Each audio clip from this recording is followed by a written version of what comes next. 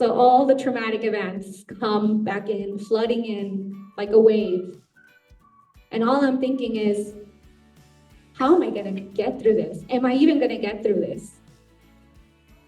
So I start doing what most people do, praying, calling out to whoever is out there. I said, whoever is out there, please don't do this to my grandmother again. But in the middle of that, I also realized, what have I been doing with my life? What have I really been working towards in my life? And that is when I came to the realization and the awakening, I would say, of my true purpose in life. And what is my true purpose in life? To start aging out foster youth homes.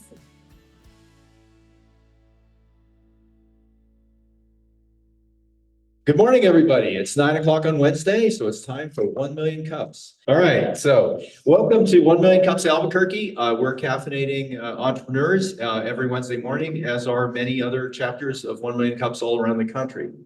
The important thing here is please check in. Point your phone at the QR code on the screen or on these cards that are lying around on tables and chairs, and that will let the Kauffman Foundation, our sponsor, know that our chapter is thriving. If you check in on 3 separate occasions, you'll get a pen.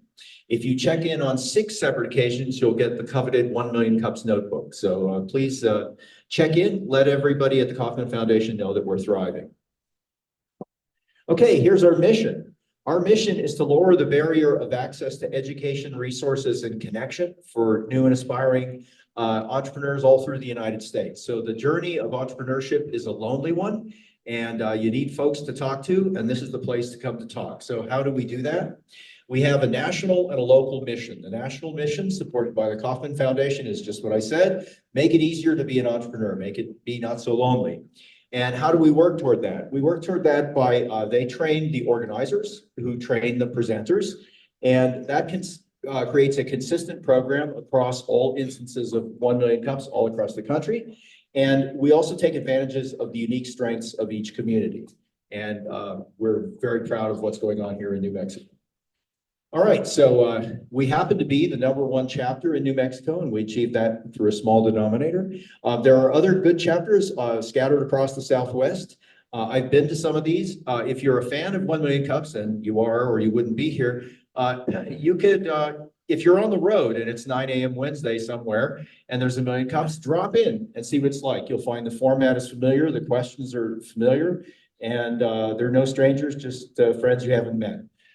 So you can also, drop in on the East Coast and catch it at 7 in the morning, get some coffee and come in here. So there's plenty of 1 Million Cups to go around. Okay, here's the key pillars. Here's how it works. These are presentations, not pitches. In a pitch, you're trying to get somebody to do something, either invest money in your company or buy your product or something. There's something you want to compel them to do. So naturally, you're putting your best foot forward. You're not talking about your challenges, the things that are keeping you awake at night. You don't talk to your customers or your potential investors about those. You don't talk to your family about that because they told you not to do this in the first place.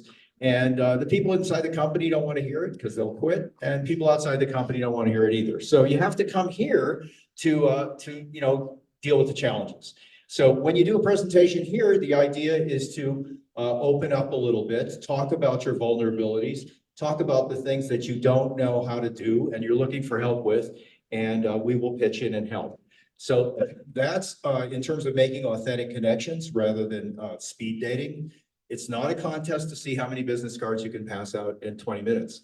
We're here to make long-term relationships with people that might be helpful to you in your business. And there are people in here, and they know who they are, who are helping out my company. And we're doing that because we see each other every week at Million Cups, and we have these casual conversations, and those develop into business relationships. So that's how it works here. We're run for the community, by the community. So all of our organizers are volunteers, and we are not compensated except, through good feeling. And we are radically and intentionally inclusive. All kinds of people are welcome here, all kinds of entrepreneurs, for mom and pop, brick and mortar operations, to whiteboard companies that maybe got a little bit of outside funding, to companies that are scaling, to companies that have gone all the way and drop in to just show us how it's done. All of those folks are welcome here, and we try to create a friendly and educational environment. That's our mission statement. I won't read it to you. It's an educational community. So if you're talking to somebody and they know something more than you do about something, listen carefully and ask good questions. If it's the other way around, please be patient. Explain things as well as you can, and try to help people out. If you do hear something you strongly disagree with, it might be a good opportunity to keep your opinion to yourself. Let's keep this friendly and polite and educational. All right, you can apply to present. I see some folks here and I know they haven't presented. You probably have businesses or you wouldn't be here. It's fun to present, it's easy. If you have a for-profit business defined as a business that sells goods or services for more than it costs to produce them, and you've been in business for 5 years or less, that's the profile we're shooting for. We can break those rules. We do talk to people. We have people present who do not have anything in market yet, and we have people that have been in business for more than 5 years. So we're allowed to bend the notes a little bit on this because we're the organizers. So talk to us. We'll assign you a coach and we'll try to make you look your best in front of this wonderful crowd. Here's our organizers. I'm Paul Sauter with Equiseek. Lisa Atkins here with Fat Pipe. Eric Renz Whitmore is in Santa Fe, keeping the gears lubricated. Danielle is here she's an end-of-life guide. And Keiko and Oscar are making other families look good through legacy family documentaries. And we do have room. So we have a couple people who have talked to us about being organizers, and we're putting them through boot camp right now. And the survivors will get on it. Well, don't tell anybody what it was like to become an organizer. All right. It's a pleasure to thank our sponsors. Fat Pipe has been our sponsor for 10 years, giving us free space every week, every Wednesday morning. And we couldn't be here without Fat Pipe. Dry Heat Photography, Deanna making everybody look good. More Than Organized. Here's Miriam today. Oh. But we have her cream. All right. Okay. Yeah, she brought her creamer. Okay, but maybe she was a little disorganized this morning and didn't quite get out the house. Okay. So Foundation for Sustainable Living, bringing us our coffee. Beyond Energy, providing dopamine, I guess, back there. Go get it. Noventum Custom Software for software that doesn't suck, and Minuteman Press for all your ink on paper needs. Thanks for joining us, and I'll hand it off to Lisa. Thank you, Paul. Let me get the slide deck up and then I'll bring up our presenter. We have a good crowd today, and I think it's because of our speaker, and we're all here to support Gladys. This is Gladys Morales with Gold Land Investors. And as you know, we broke the rules today. Gladys doesn't actually have product or service in market, and she doesn't have she does have a formed business. Gold Land Investors is a business, but she's going to tweak what that business is going to be doing. And that was her purpose to present today. She'd love to get some ideas on her very big idea, and let's help her work through some of her challenges. So come on up, Gladys. Good morning, everyone. So my story began in East LA, like the movie. I always love saying that. Like Cheech and Chong, they were actually in town recently. I digress. I was born in chaos. My father, an immigrant from Mexico, my mother, another immigrant from Mexico, randomly met here in California. Well, not here, like here in the States. They met in California. And then, they did what the birds and the bees do. And so I was created, unplanned, not the purpose or what they thought would happen, which happens a lot with minorities who aren't talked about sexual education. So surprise, I came out, and then my father got sent to prison because my mother was underage. She wasn't 18 quite yet. So they got married very quick. 6 months later, they weren't able to be here as supported as Mexican families tend to be.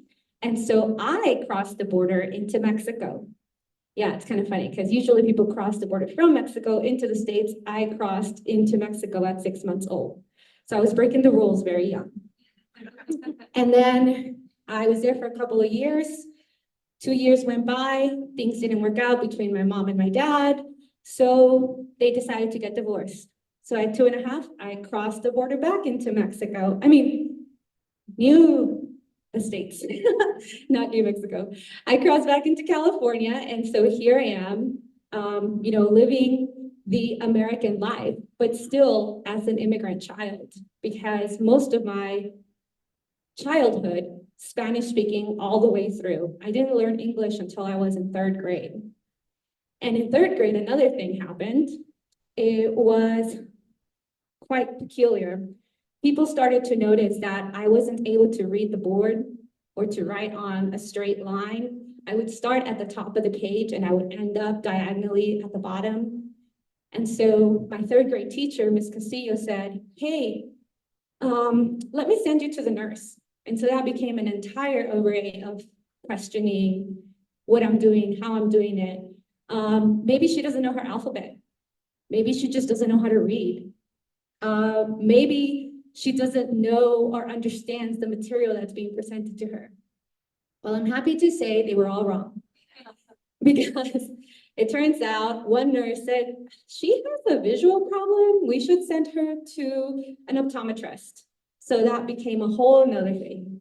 So I was considered legally blind by 8.5 at Loma Linda Hospital. And it was the best because I got sent hundreds of letters from my 3rd grade class. Well, there wasn't hundreds of kids, right? But there was so many letters from these kids who said, "Hey, I hope you get better. I hope you feel better. Come back and play with us." Unfortunately, that wasn't the case. I was sent to a visually impaired classroom, which was considered special ed. And at the moment, my first thing was, why do I have to go to special ed? I'm not strange like those kids. Don't tell anyone, okay? I think I kind of am. I'm willing to accept it now, but at that moment, I wasn't able to. And so I went to Mrs. Reese's class in 3rd grade at Doña Merced in Rancho Cucamonga, and that's where I began learning how to be blind. They instructed me on material. I had PE. And so that's pretty much how I went through middle school, elementary, and high school. And then I turned 18. Well, no, my bad. I need to go back. It was the same time that I was diagnosed with optic atrophy, which is the shrinkage of the optic nerve. My father was also diagnosed with leukemia. And so he was able to go through leukemia for quite a while. We were used to seeing him coming in and out of the hospital. And the only thing that the whole entire family thought at the moment was, he's going to come out this Thanksgiving and he'll be with us for Christmas. He wasn't. He went into the hospital, and I remember to this day, and I'm very thankful that I had the opportunity to stand by him. And as a 12-year-old, I remember telling him, "Dad, it's gonna be okay. Don't worry, okay? I'm gonna be fine. If you stay with us, I'll like it. If you leave us, I'll be fine." I said, "I have my grandma, I have my friends, I have my aunts and uncles." I just wanted to let him know that it was okay, whatever was that was going to happen. And so as I was talking to him, he takes his last breath. And this is when things took a different turn again. Due to my father passing away, I no longer had a legal guardian or parent figure, which was my father. I was then awarded to my grandmother as a legal guardian, and this was in 1999. So 2000 comes around.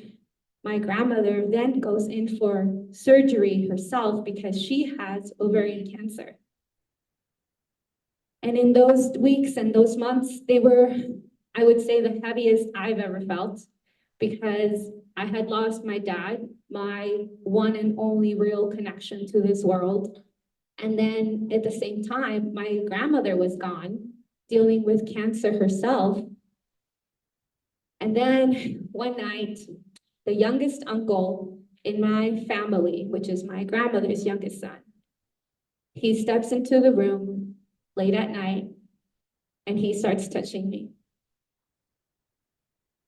And at first I was like, who is this? What is this?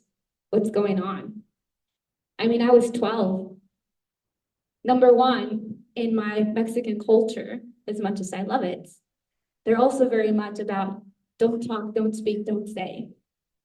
So I didn't even know about natural things that young girls go through, like your period, your body changing, my attitude getting stronger. And so when this happened, I was like, oh my gosh, I don't know what to do. So my grandmother comes back. You know, she's already zombie-tized because she just lost her son, which I don't know if anybody can relate, but losing a child is never, ever something you think of as a parent. And so for her to have lost her child, and then for her to have gone through cancer herself, and she comes back, and I'm still living with my uncles and cousins and aunts, but the incident that happened with my uncle wasn't that one time. So I turn 18, and guess what I hear? You can apply to college and get housing. And I was like, I totally need to do that because I don't want to live here anymore. I don't want to be with the people that were supposed to take care of me, but in reality, they broke my trust so deep.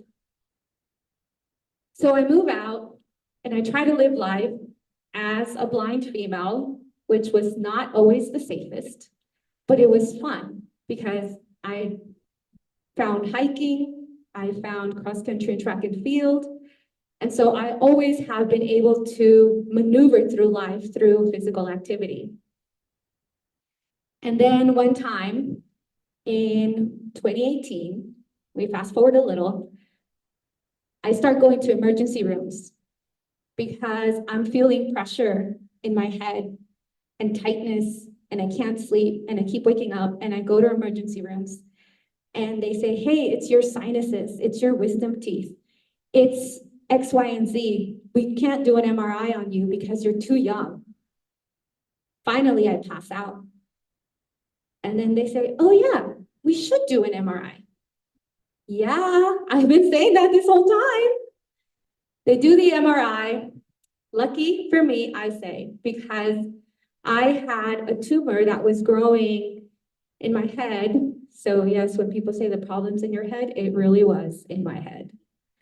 So there's a tumor, they break in, they drain it, they say, we're gonna do a biopsy, we're gonna see what it is. The doctor comes back in, he says, it's non-Hodgkin B-cell lymphoma.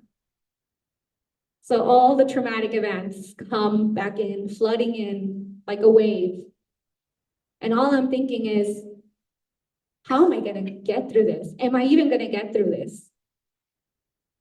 So I start doing what most people do, praying, calling out to whoever is out there. I said, whoever is out there, please don't do this to my grandmother again. But in the middle of that, I also realized, what have I been doing with my life? What have I really been working towards in my life? And that is when I came to the realization and the awakening, I would say, of my true purpose in life. And what is my true purpose in life? To start aging out foster youth homes. So, Lisa, am I on the right slide? You are on the right slide. Okay.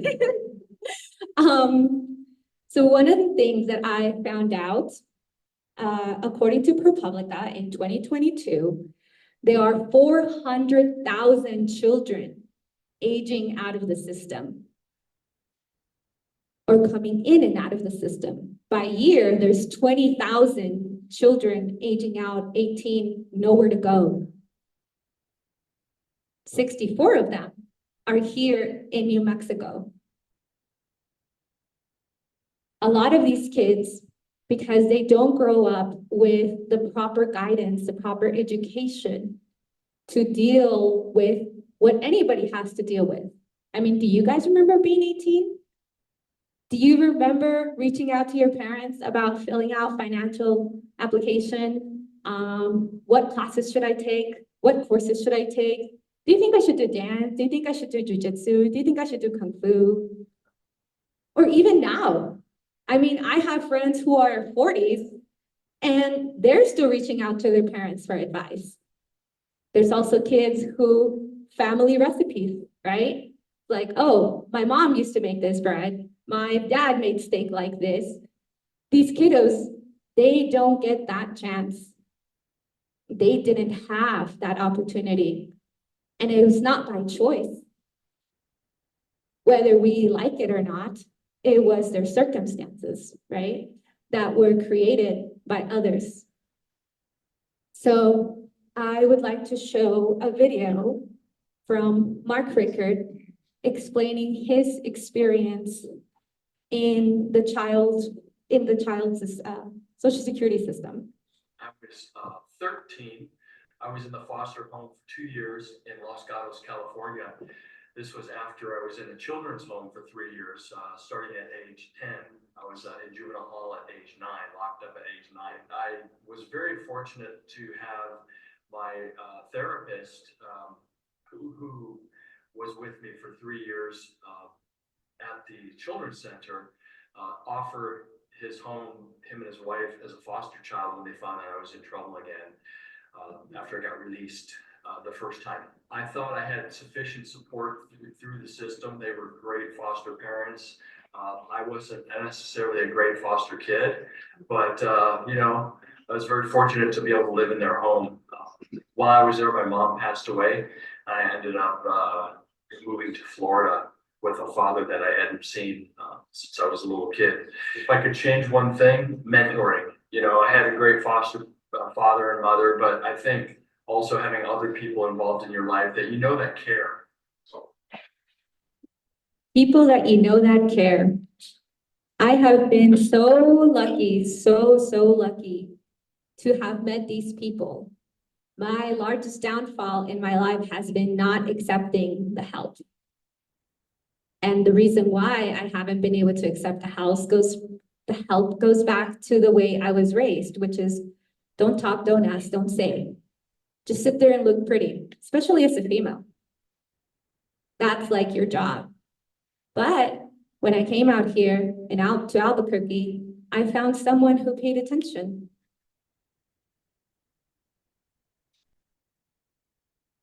Talk about your hurdles before we get to the video. Oh, yes. So some of my hurdles right now, I will say, are finances. Gladys, these are the hurdles that the kids have. So age out youth. Okay, yeah, you're good. You're doing great. So the hurdles for aged out youth. The largest thing that exists right now is lack of housing, lack of mentorship, lack of direction. And I don't know about you guys, but I know that anything that I have learned has been through somebody. It's not something that I learned on my own. I didn't wake up knowing Kung Fu. I didn't wake up knowing Braille. I didn't wake up even speaking English. And so my largest hurdle right now is finding housing for the 64 kiddos that are out here in New Mexico. Using Goldland investors as a conduit for the idea. And thank you, Lisa. And I would like to use Goldland investors as a conduit for the idea of providing said housing, to provide an address for these kiddos to apply to universities, to apply for trade school, and to follow the dreams that they have. While volunteering at ABQ Children's Home, one of the things that really brightens my heart and breaks my heart at the same time is the horrible things that the children deal with, but at the same time, they're just being children who aspire to do things, children who aspire to be lawyers, children who aspire to be veterinarians, children who aspire to be famous. One little kiddo said, he said, I want to be famous. And I said, what's, and then he showed me a song and I was like, that's funny. But normal kids, they just didn't have normal, quote unquote, average circumstances. And I believe that if we as people, as a society, are able to fill in these gaps where the kiddos don't have secure housing, we can make a world of difference to someone in need. Someone took the time. We're going to show your video. Flip it first, draw back and cut. So flip it all the way over first. So if you're on a horse, you're gonna flip it all the way over and then, so flip it, now slide it back. See how it's like you flip it all the way over first.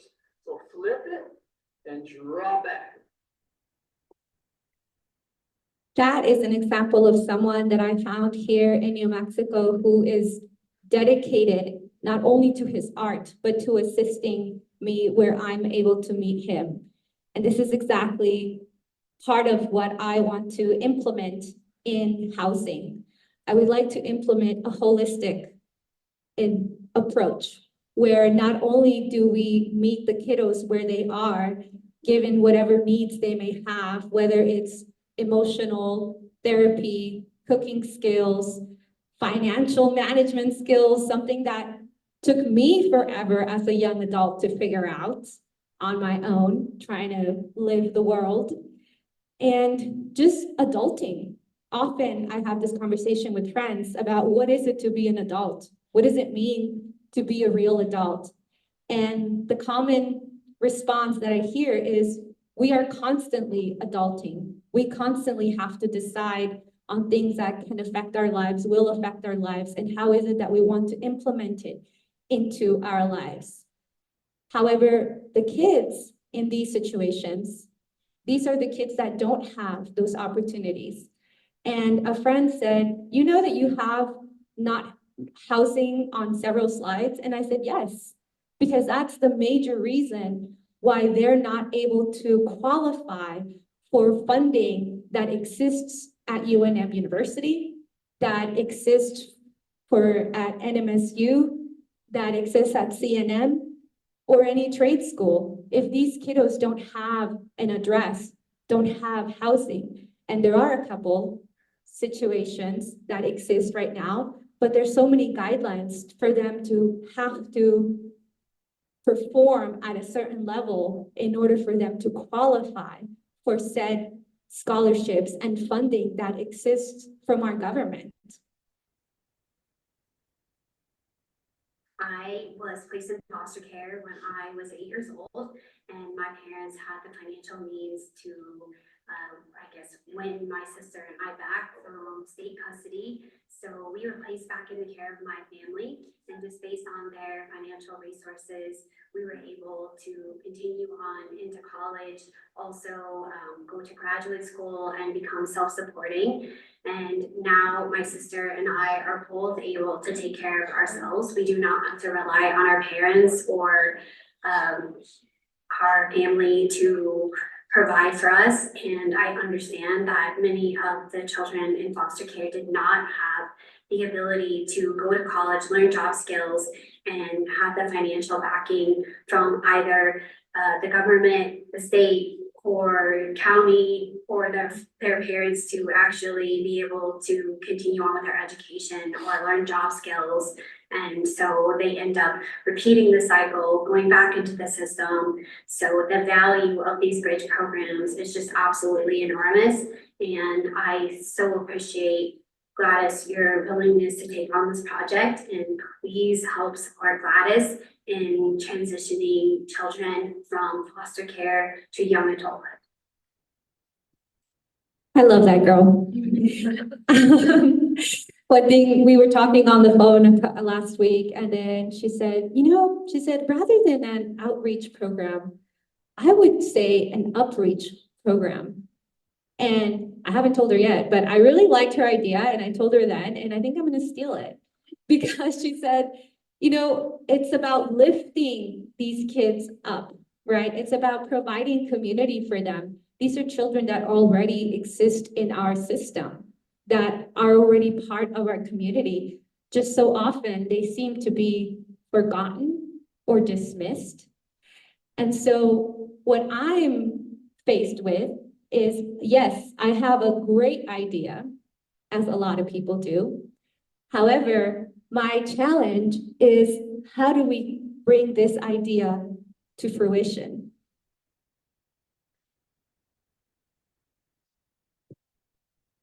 Some of the challenges that are constantly faced, especially for me right now. I don't know if you can tell, but I'm blind. So that's like reason number one. But that doesn't stop me, because I had a conversation with Pat, who's here with us this morning. He's the director from ABQ Children's Home. And I told him, you know why I like to volunteer here, Pat? Because every time that I come here, I am reminded of what I'm doing, why I'm doing it, and why do I continue to face these hurdles? Because these are kids that matter, that want to be part of a society, that want to help out, take out the trash for the neighbor. I mean, these are kids who are just kids. And with the housing, with the challenges that I'm facing is property, funding, how to go about it, hands. We definitely need hands, you know, because I'm not a therapist or a financial manager or, you know, the only thing I can potentially use or potentially share is my heart and Kung Fu. And Kung Fu is my heart. And I would love to continue this idea. And thank you so much for the opportunity to share this, because I appreciate everyone who's here who has helped me and encouraged me as I want to help the kids and encourage the kids to keep pushing forward. If you've been here before, you know the drill. Let's form a line over here. If you want to ask a question, give some feedback to Gladys. I'll also be checking chat online. And let's start helping her with this idea. Hi Gladys, it's Marilyn Pruitt, our Peaceful Path Life Coaching. You've come a long way since I've known you in the 3-4 years? And your dream is becoming more and more real. Do you have any financing for this yet? Do you have any properties for any of these youth yet? I do not, which is part of my challenge. If I did, I would have been there 2 years ago. And what steps are you taking? How can we help you to get there? Well, if you have a property that you want to give, I'm open to donations. Don't have one today, but I love your idea. And I hope you can pass your vision on to everyone. Thank you, Marilyn. She's the reason why I started coming here, guys. Yeah, you're good. Okay. So Erin Fraser from Fraser Financials. Do you know about NMCAN? Yeah. They are, so if you don't mind, they help foster youth. I'm training to be one of their financial advisors, but they're right down the street. They're on 4th Avenue. Yvonne and Taylor, they're doing when I was hearing your thing, I thought you would mention them. They're totally in alignment with what you're doing. So if you don't mind, I'll contact them with your information, because yeah, I can feel your passion for this and they're on the same wavelength. So helping foster kids, right? Yes. Yes. So the financial advising for foster kids, right? Because otherwise they end up in jail or, yeah, it's not easy. So I will do that. Thank you. Yes. Hello, Danielle with Conscious Crossroads End of Life Services. Yes. I love hugs. Thank you. Thank you for telling your story. Thank you for speaking out, breaking silence. Thank you for giving everybody else a permission slip to do the same. Thank you for your passion and standing up for other people. Thank you. I have nothing purposeful to offer other than that.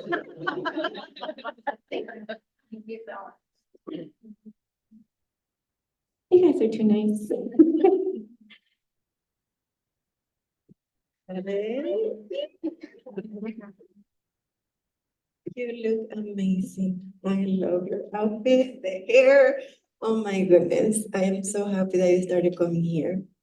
So Marilyn told you about it. I also, and then seeing you here come consistently and then now doing the presentation, that just brings me so much joy. And seeing what you're doing with Gold Line Investors podcast and networking with investors and bringing this idea to fruition is beautiful. Tell me, what is your niche? What age range of are the kiddos that you're looking to help? And you said they need housing. How is the payments of the rental for that house going to be paid? Have you applied for a nonprofit organization, or is this a for-profit organization? Have you done those steps already? Do you have a business plan? One at a time. I was trying to keep mental note of all of them, but I couldn't. So your first question was, what the age, right? So, as I was talking to my friend Sasha, one thing that came to realization is that the children need assistance really soon prior to being kicked out of their current system.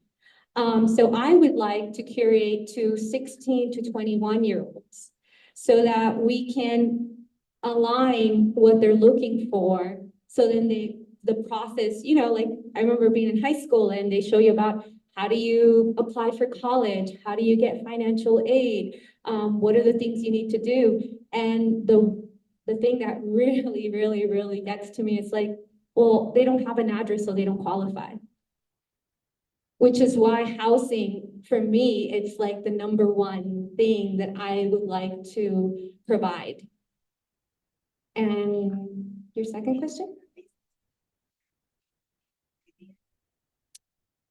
This is my preliminary business plan. I do need a little bit more assistance in dotting the i's and crossing the t's. How to identify the things that house? There is light, there's insurance, water, utilities, all those payments that need to be made for that house. Would you provide those kids with the house? And you also spoke about giving them coaching and instruction and financial goals and having dreams. So it sounds beautiful idea. How are you planning to fund that? Do you have a nonprofit already established or something like that, that you can apply for funds or grants to fund your nonprofit?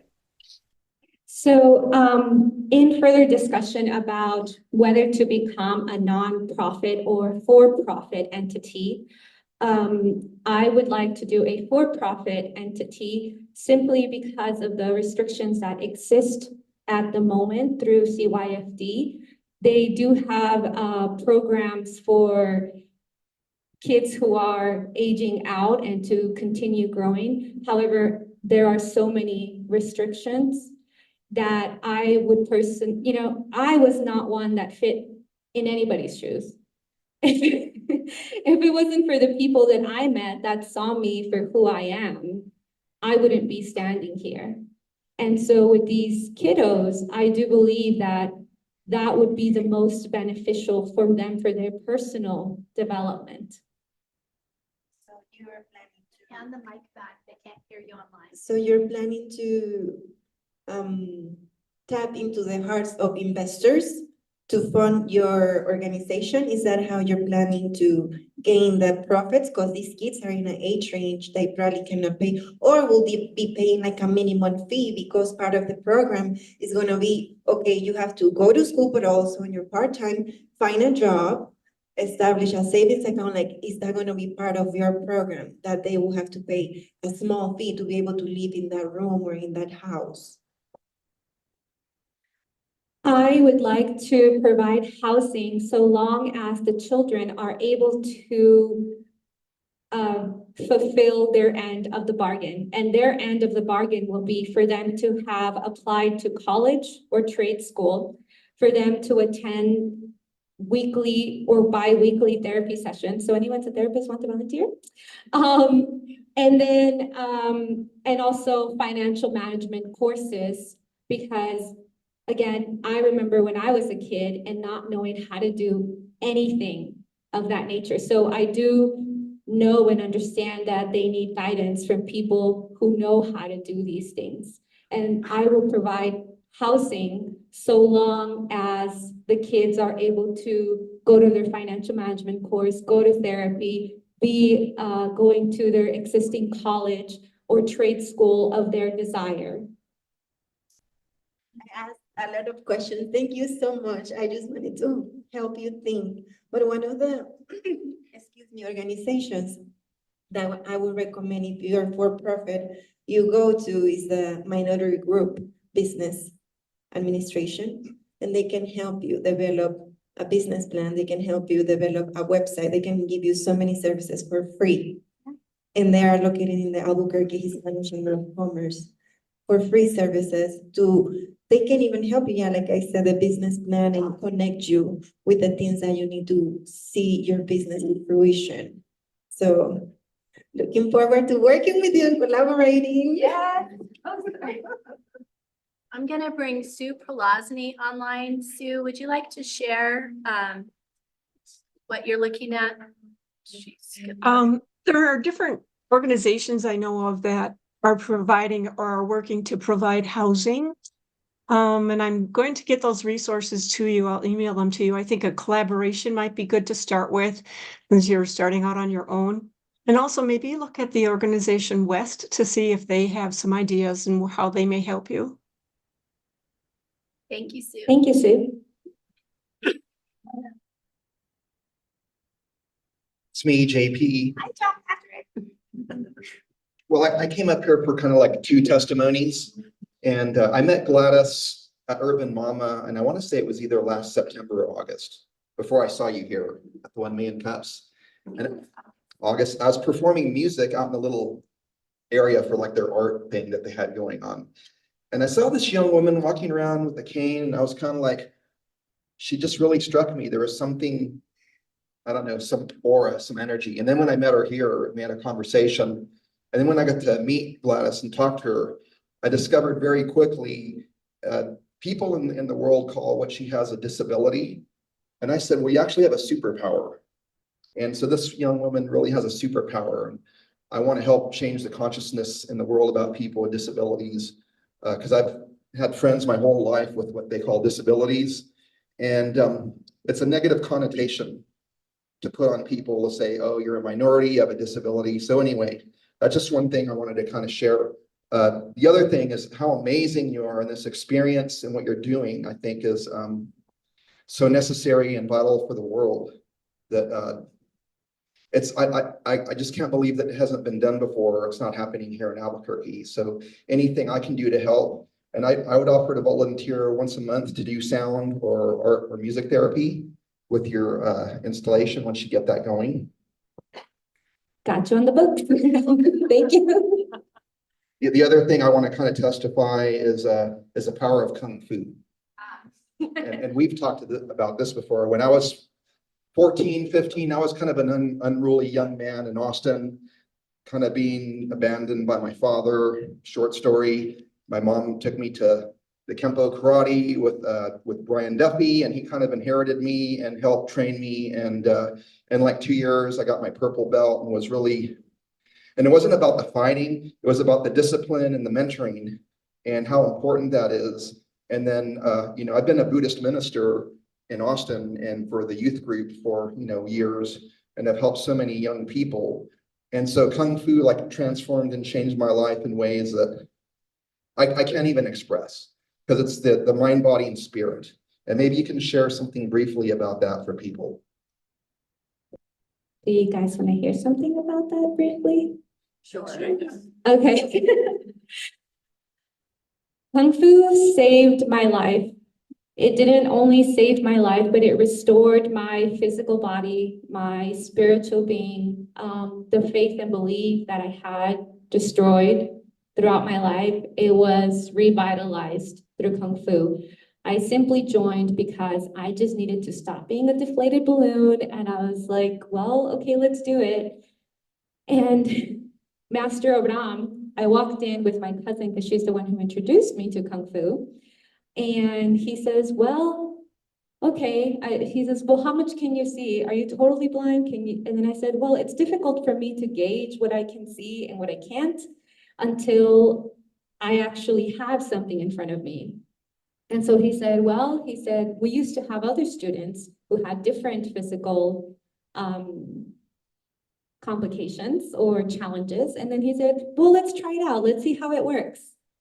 And so as you saw, we're still figuring out how it works. Well, anyways, Gladys, you're so amazing, and you're like in my top 10 tier of people I've known my whole life. And I'm 59, I've known a lot of people. And so, you know, it's an honor and a privilege to know you, anything I can do to help. And anyway, I love you, and I just think you're amazing, so thank you.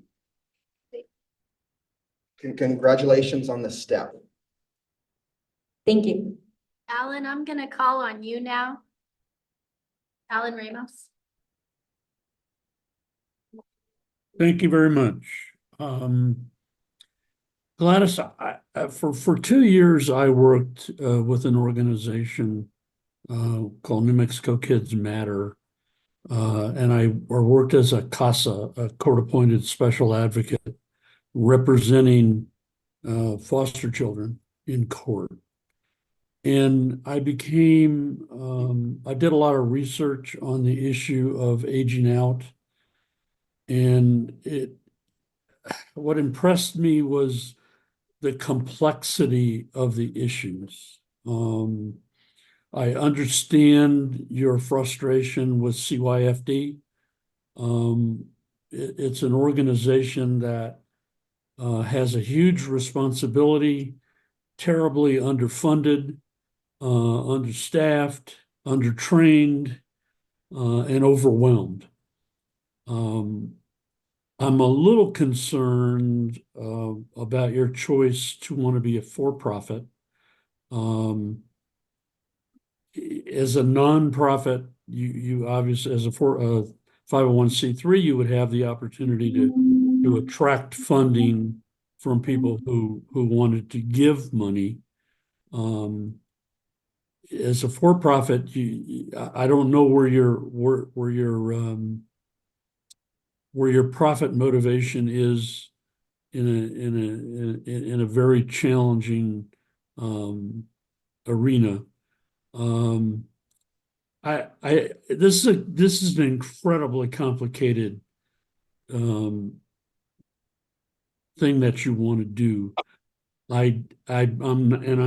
I'm absolutely not trying to dissuade you from it, because I think what you're wanting to do is absolutely needed, and would serve a community that's woefully underserved. I will call you if you like and set up a time where we can just have conversation and talk through some of this, because starting from scratch, I think the first step would be just identifying all of the issues that you would need to address. This is going to be a long-term project. And from the bottom of my heart, I hope you're successful. And whatever little I can do to help you succeed, I would be happy to do. Unfortunately, I don't have any money to contribute, but I do have experience in the nonprofit field, in the for-profit field, and with foster children. So I will call you. And if you would like, we can have some conversation. But hopefully you will enjoy success. You're a remarkable person, and I wish you well. Thank you, Alan. Thank you, Alan. And I would love to chat with you. And yes, I agree with everything you're saying. And this is a big monster to face, but together we can face it. All right, I'm gonna have two more people talk, the next person in line, and then we'll bring up Mark Rickard because we're running out of time. Come on up, who is next? Sorry, I'm sorry. Hi, my name is David Naneman with Rosetta Design Group. One of the things I do is participate in organization of a scientific community. And until recently, we're still a very loose association, no legal entity. And we're trying to figure out how to navigate sort of the AI revolution, now to continue funding our activities. One of the things that we've kind of hit on is starting a nonprofit, and then placing a for-profit LLC as sort of like a fully owned company underneath that nonprofit. And so that might allow you to raise funds at the, using a 501c3, and then, navigate the legal complexities of the dealing with youth, whatever those are, with the for-profit side of things. It's kind of an interesting structure, but we've been told that it's legal. Yeah, I've heard. Yeah, so that's sort of the experience that I've had, something that you might be interested in. Thank you so much, and I'm definitely interested in it. I've been hearing it a couple times, so as I tell my friends, if I hear it a couple times, then I'll go for it. Because it 501c3. Hi, Mark. Hi, Lisa. Yeah, Hey, Lisa. Haven't seen you in ages. How you doing? I'm good. How are you? Hi, everybody. Gladys wanted to tell you what a great job you did. I love the vision. It's amazing. I've worked with Gladys for a year and a half or so, and she's just the most wonderful person. That always an inspiration. We go through things in life, all of us, ups and downs and all that. She always does it with a smile on her face, in the face of adversity all the time. So I wanted to thank you for all those that help foster kids, and also those kids who are having challenges in their life, because there are lots of people out there, and without folks like Gladys and Alan and others, I'm sure in the room, there's souls get lost. So thank you for that. I know for me, I wouldn't be here had I not had help along the way. And then on the other front, more on a business side of things, I would agree with Alan and the rest. A nonprofit should be set up. It's easier to get donations of land, properties, tax deductible donations from donors. And so you may want to think about that going to the nonprofit model. And with that, I'll close. Thank you so much again. And Lisa, great seeing you. Thank you, Mr. Rickert. All right, Gladys. We have two more questions. Yes. The state question, red or green? So because of my cancer, I cannot do spicy food. So a mild. Blame the chemo, not me. I would have to say green. All right. And so we know that you have a lot of challenges and you're just getting started, but you've got a group of people here today. We have another 40 minutes to communicate with you. I'm sure you're going to have a crowd around you, but what is the one thing that this community can do for you today?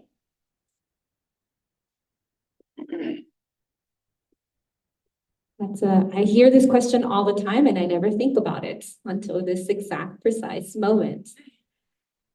Hands. We need hands to make this happen. And I've heard a lot of people already offering hands, so thank you so much. And I just want to also say, Mr. Rickert and Sasha Marsh provided testimonies. And I want to say thank you to Pat, who's here in person supporting this as well. So yes, support and hands. Give her a round.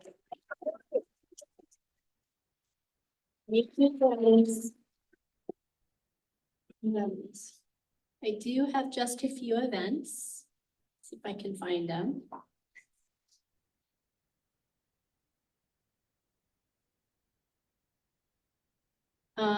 You've heard that Activate New Mexico is switching things up a little bit. They're doing speed mentoring for entrepreneurs rather than office hours. So this is quick advice from experts. Their next session is May 3rd. I've provided a link. If anybody wants a copy of this list of events, please just email me at lisa@fatbybbq.com. NMTC is following up their amazing Women in Tech celebration with a happy hour, so you can come and talk to all of the people who are honored. That's on May 9th from 4:30 to 7. And NMTC has lots of great other groups and peer groups, so I would recommend checking them out. Activate NM is also doing their inaugural Space Fiesta in the rail yards, highlighting the space and deep tech startups in New Mexico and the ecosystem supporters. So if you're interested in that, I've now provided you a link. Ken, do we have anything with the city that you need to talk about? Pop-up event on April. Gotta get that on the microphone so they can hear you online.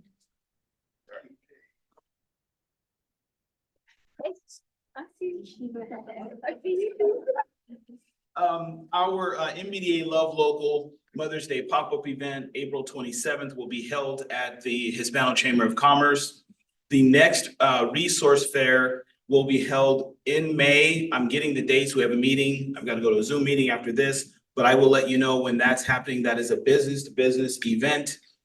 Free to have a table, free to actually come and talk to other business owners. And the Love Local event is also a free event. If you would like a table, that is a retail to retail event. Just let me know. I'll get you my card. Email me and I'll send you the link so you can sign up officially for a table there. Other than that, that's all I got. Thank you. Paul, you want to take us out? Well, thanks, folks. It's been another great week at Million Cups. It's great to see all the help and suggestions and support coming from this audience. And if you haven't presented yet, this is all there for you. So talk to one of us. I know some of you are on the brink, and there are some openings in the near future. So Near future, next week. Next week, for example, that's as near as the future gets in 1 Million Cups terms. So we'll speed coach you and you'll look the best possible under the circumstances, right? Is all I can promise you. Paul, I guess we have a newbie here. We have some newbies here, right? Yeah, if you've never been to 1 Million Cups. Come on up, introduce yourself. Introduce yourself. You can talk for about a minute. This is who I am. Come on up. Stand on the star. Have you been? Yeah, come on up here. It's safe. This is not Shark Tank. It's more like a pillow fight here.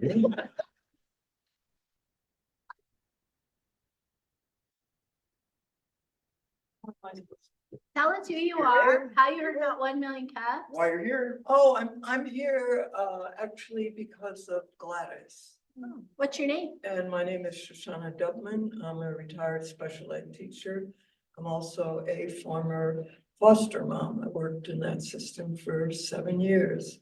So I know about some of the kids that are left on the streets because they've come by my house. And they've brought their drunken mother by my house because they have gone back to the families that they were taken away from. So I understand that there is a problem, and I understand there's a problem with CYFD being underfunded, and that money's really not going in the right place. Money's really not there for the children. I've dealt with a lot of really broken children as well as myself being broken. But now I am not as broken as I was because yesterday was my birthday and I became 78 years old. That's fantastic. 70 is the new 50. That's what I'm telling you. One more. One more. We got to wrap it up. It's 9. Yeah, hello, my name is Jake Skinner. I used to come here several years ago, like 2016, 2017. Came for quite a while and COVID killed everything and I actually forgot about the group. And so I'm a local real estate investor. I met Gladys through all the real estate meetups. Yeah. There's some quality meetups for local investors and she's been coming to those and I've been going for many years. And I saw her post, there's a Lenny over there. I saw her post on Facebook about this event and it reminded me. And so I'm glad to be back and you'll see some more of me. So thanks again, everybody. Reach out, make some new friends, and lift up entrepreneurship in New Mexico. We'll see you all next Wednesday.